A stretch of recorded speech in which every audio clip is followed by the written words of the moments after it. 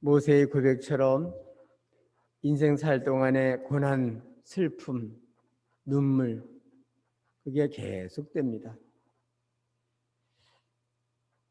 이렇게 사람들은 살아있는 동안에는 시련, 고난, 환난, 어려움, 이러한 일들이 계속됩니다. 이런 시련을 맞이할 때 힘들고 어렵고 감당하기가 어렵지만 이런 고난을 통해서 우리가 많은 것을, 못 보던 것을 보게 되는 경우도 많습니다.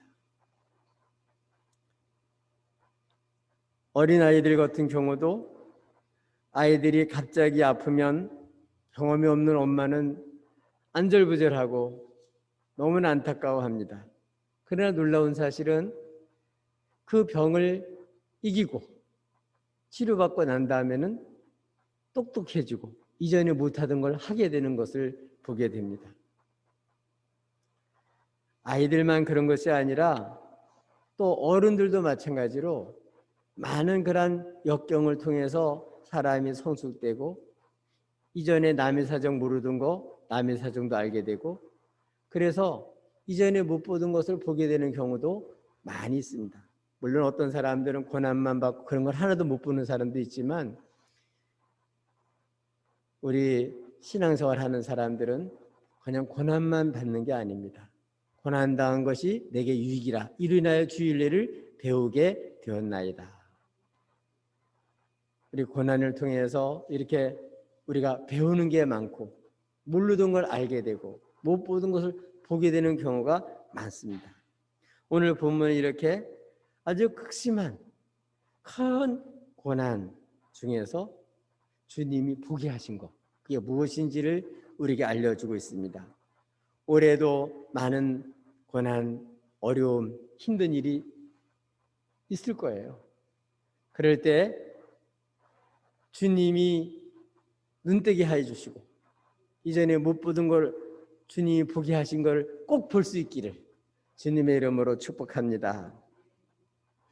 하나님이 고난을 통해서 우리에게 알게 하시는 것, 보게 하시는 것이 무엇일까요? 첫 번째로는 고난 속에서 주님을 바라보게 만들어요.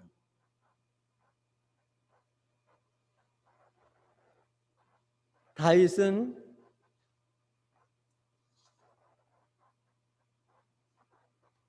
사무엘상 23장에 보면 정보를 듣습니다. 블레셋 사람이 그일라 쳐서 타작마당을 탈취하더이다. 어떤 사람이 그거를 보고를 했습니다.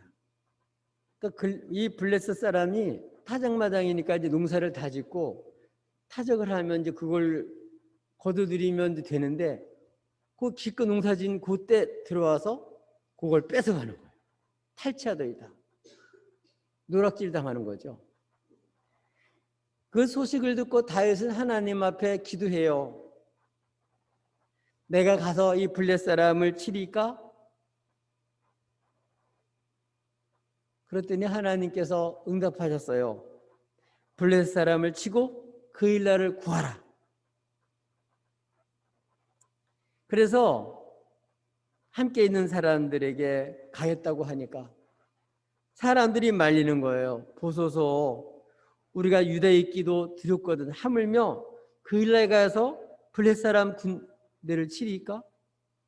이렇게 큰 소요가 일어나고 전쟁이 일어나게 되면 그 정보가 임금인 사울한테 들어갈 텐데 그러지 않아서 사울이 지금 다윗을 찾아서 수습해서 죽이려고 하는 데인데 그러면 이게 다 정보가 들어갈 텐데 어떻게 그렇게 할 수 있습니까? 우리 숨어 다니는 것도 힘든데 그렇게 말리니까 다윗이 다시 하나님께 기도했습니다. 그랬더니 하나님은 일어나 그일라로 내려가라. 블레셋 사람을 내 손에 붙이리라.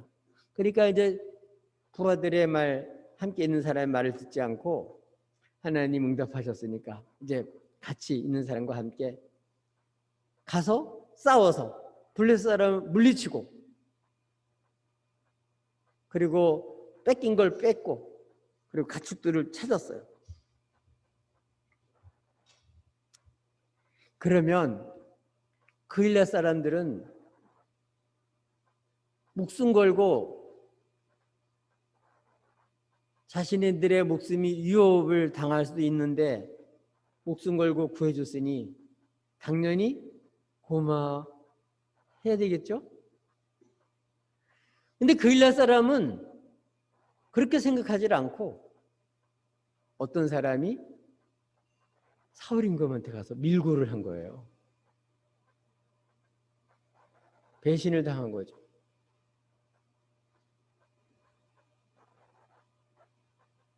근데 그 소문이 들리기를 이제 사울 임금이 내려온다, 그런 소식을 듣고 다윗이 어떻게 했겠습니까? 다윗이 다시 하나님 앞에 기도를 해요. 사울이 내려오겠습니까? 내려온다. 또 기도합니다. 하나님, 그러면 이 그일라 사람이 나를 그들에게 넘겨주겠습니까? 붙이겠습니까? 넘겨준다. 그러는 거예요. 더 이상 그일라 사람 의지할 게 못 되죠. 그래서 주님께 기도하고 주님이 지시한 대로 도망갔습니다. 피할 길을 할 수 있는 대로 갔어요.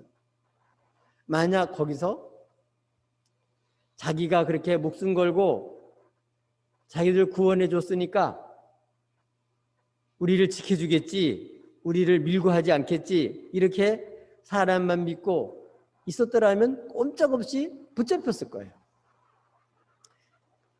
이 고난을 통해서 다윗이 본 게 뭐예요? 의지할 분은 주님밖에 없구나. 사람은 믿을 게 못 되는구나. 이렇게 은혜를 잊고도 이렇게 밀고를 하고 배신을 하는구나. 이걸 통해서 우리가 알 수 있는 건 뭐겠어요? 이런 믿을 걸 믿어야죠. 우리나라 말에도 속담에 무슨 속담이 있죠? 믿는 도끼에 발등 찍힌다, 그런 말이 있잖아요. 되게 많은 사람이 자기가 잘해줬으니까, 선하게 대해줬으니까, 후위를 베풀어줬으니까 저 사람 나한테 그렇게 하겠지. 그거는 장담 못하는 거예요. 이렇게 그일라 사람처럼 오히려 약점을 잡아가지고 오히려 지금 여기에 다윗이 왔다, 그래서 밀고 하면 포상도 받을 수 있고 자기한테 손해볼 건 없죠. 이런 사람도 있을 수가 있는 거예요. 그러니까 어떻게 해야 되겠어요? 우리는 사람 의지하고 있다가 이럴 수 있냐 하고 낙심하지 말고, 여기서 깨달을 수 있는 것은 우리가 의지할 분은 주님밖에 없다. 낙심하지 말고 주님 바라보고 뭐 하자고요? 염려되걸랑 기도하자. 모르고랑 하나님 앞에 가르쳐달라 그러자.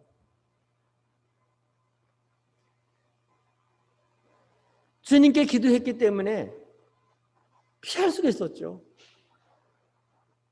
원수 마귀는 할 수만 있으면 택한 자도 넘어뜨리려고 우는 사처럼 찾아다니면서 별별 계략을 다 쓰는 거예요. 내가 잘해줬다고 반드시 그 사람이 난 잘해준다는 보장이 아무도 없습니다. 오히려 가장 혜택받고 가장 총애받았던 사람이 가룟 유다처럼 배신하는 경우가 많이 있습니다. 어떤 회사에서는 믿고 다 모든 걸 맡겨놨더니 나중에 거래처 다 자기가 따돌리고 회사 완전히 넘어가게 한 그런 사람 있잖아요. 마가복음 9장 29절에도 예수님께 어떤 아비가 와서 어렸을 때부터 자기 아들이 귀신에 사로잡혀 고통당한 걸 보고 고쳐달라고 해서 주님이 고쳐주셨습니다. 그러나 제자들은 일찍이 그의 요청을 받았지만 못 고쳐줬어요. 그래서 귀신이 나간 다음에 따로 물어봐요. 우리들은 이전에 주님 말씀대로 나가서 귀신도 다 쫓아냈는데 지금 왜 안 됩니까? 그러니까 주님이 말씀하셨어요. 기도 외에 다른 곳으로는 이런 종류가 나갈 수 없느니라. 이 마지막 때에 우는 사처럼 원수 마귀는 택한 자를 넘어뜨리고 하는데 사람 믿고 자기가 잘해준 것만 믿고 자기 마음만 믿고 있다가는요 다 낙심하기 쉬워요. 어떻게 하자고요? 하나님께 기도해야 돼요. 그래야 원수의 괴계에서 벗어날 수가 있고 정말 우리가 의지할 분은 주님 한 분밖에 없으니까 우리 낙심하지 말고 고난 속에서 뭘 바라보자고요? 주님 바라보자. 의 하나님 주님을 바라보자.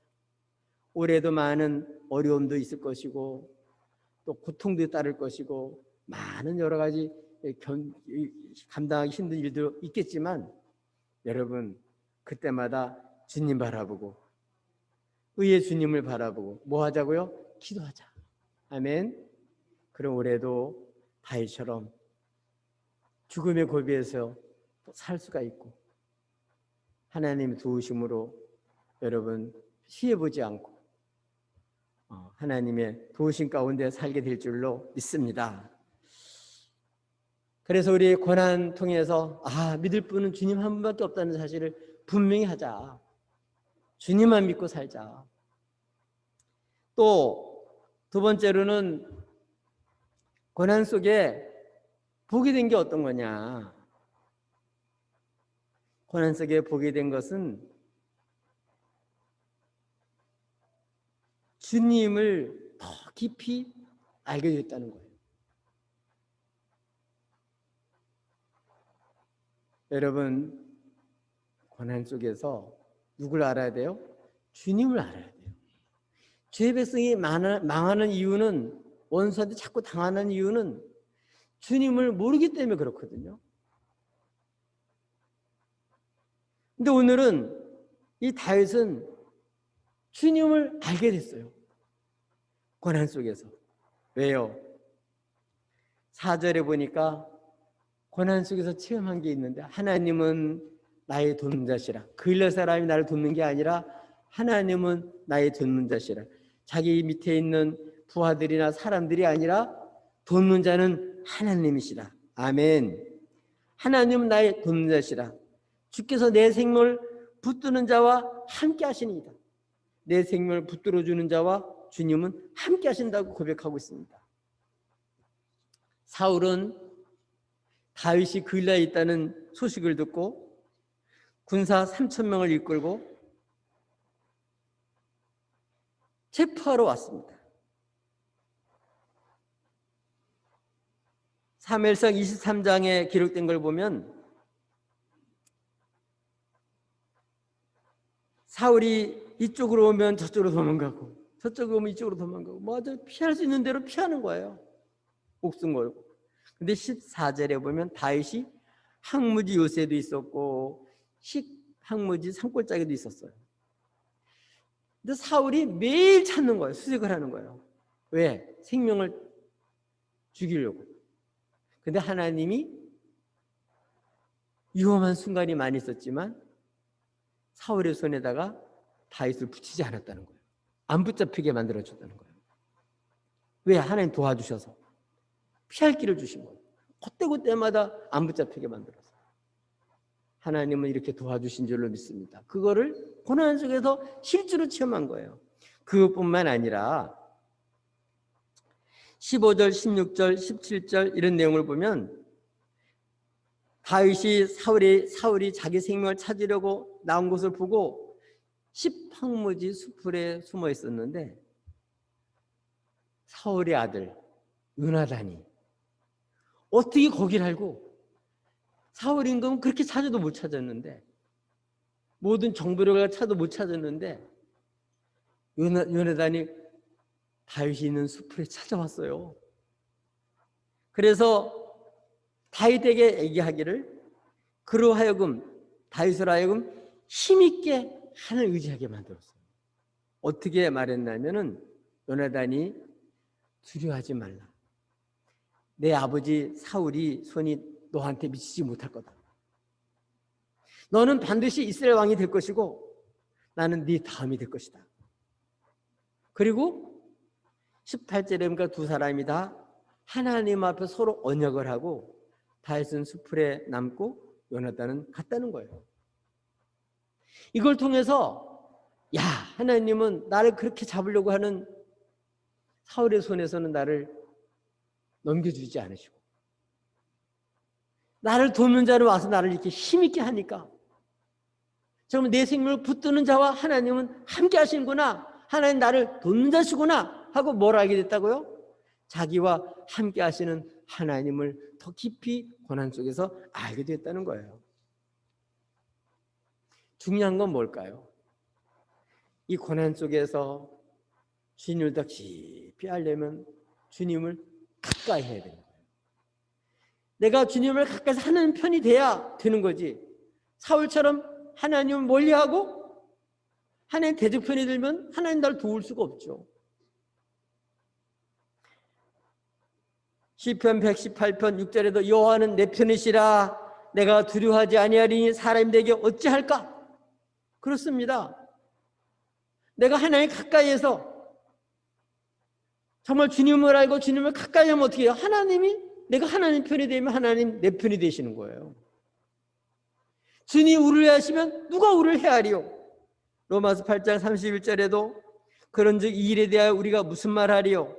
만약 하나님 우리를 위하시면 누가 우리를 대적하리요? 맞습니다. 내가 하나님 가까이 하고 하나님이 내 편이시면요, 주님이 나를 위하시면 누가 우리를 해할 수 있어요? 우리 하나님은 누구라고요? 나를 돕는 자시고 내 생을 붙드는 자와 함께 하시는 하나님이시라는 사실을 그 고난 속에서 생생히 체험을 했습니다.